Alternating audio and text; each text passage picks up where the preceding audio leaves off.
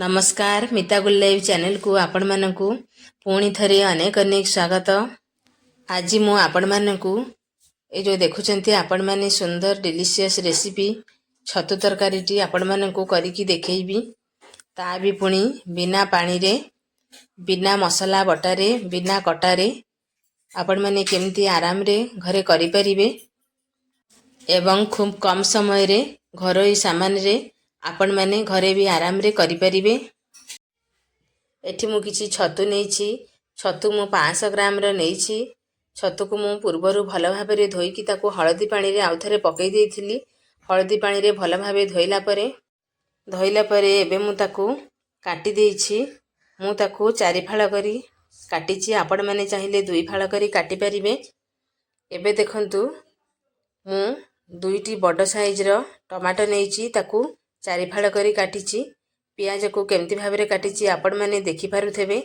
एमती भाबरे आपण माने पियाज को काटिबे। चलंतु एबे आमे नेक्स्ट प्रोसेस को जिबा। एठी मु गोटिए प्रेशर कुकर नेछि। प्रेशर कुकर रे तेल देइछि। तेलटी हमर गरम हो जाइछि। एबे मु सेइथरे किछि गोटा मसाला देइछि।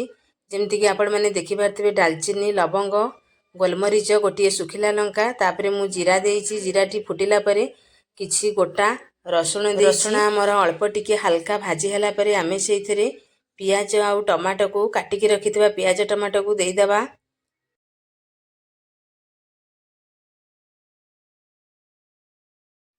एबे मु सेइथरे किछि कस्तूरी मेथी पकईछि। कस्तूरी मेथी निश्चित पकईबे। सी पकईले तरकारी फ्लेवर बहुत भल आसे। अल्प टिके खाली पियाज टमाटो सिझिबा पई मु लुण पकईछि। एबे मु अल्प टिके पानी देबी। पानी दे देटी भल भाबरे गोळई देबी।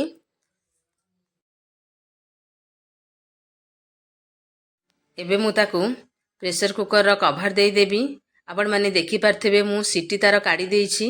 सीटी काढी कि ताकू आमे 5 मिनिट जाए भीतरे कुक करिबा। 5 मिनिट परे एबे देखंतु टमाटो पियाज भल भाबरे सिझी जाइछि। आपण माने देखि पारथेबे भल भाबरे सिझी जाइछि। एबे आमे ताकू गोटिए पोटाटो फ्रेश साहाଯ୍य रे आपण माने देखि पारुथिबे एई पोटाटो प्रेस साहाଯ୍य रे आमे भल भाबरे ताकू प्रेस कर दबा। जेमती ग्रेवी तयारी हेइ जिवो। आपण माने देखि पारुथिबे केमती मसाला रो ग्रेवी पूरा तयारी हेइ जाइछि।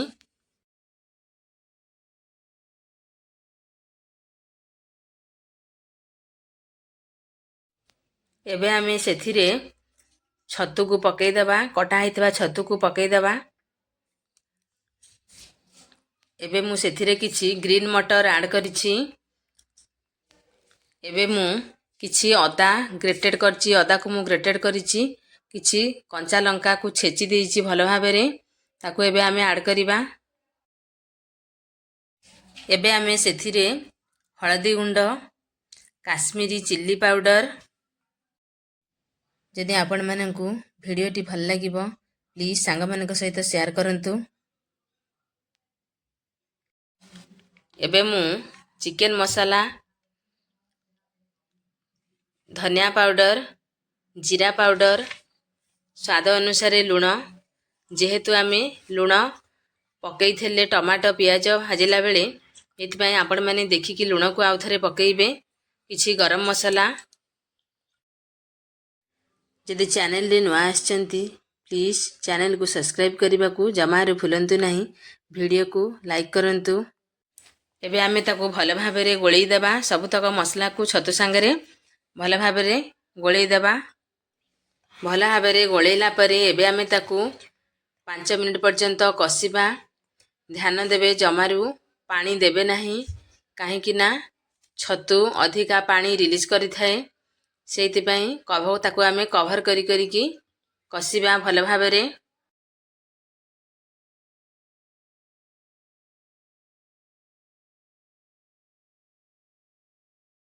एबे आपण माने देखि पारथिबे छतुरु केते पानी बाहरलानी। आपण माने को मु कहितली छतु पानी बहुत रिलीज करथाए। जमारू भी पानी देबे नहीं।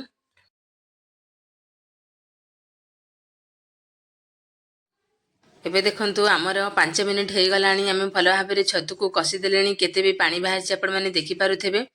एबे आमे ताकू कवर कर दबा। कवर करी की ताकू आमे गोटाए सीटी पर्यंत सीटी एबे आमे देईदबा गोटाए सीटी पर्यंत केवल गोटाए सीटी देबे नले छतु बेसी समय सिझी जीवो।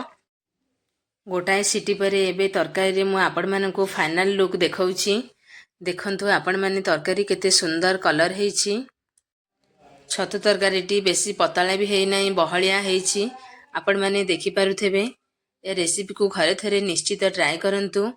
जदि खूब कम समय रे रेसिपीटी हेइ पारुछि ताले आपण माने थरे निश्चित ट्राई करंतु। आ केमिति हेछि रेसिपीटी कमेंट रे निश्चित जणांतु। जदि बिना मसला बाटिकी भी रेसिपीटी बहुत सुंदर भाबरे बनि पारुछि ताहले आपण माने घरे थरे निश्चित ट्राई करंतु। जय जगन्नाथ।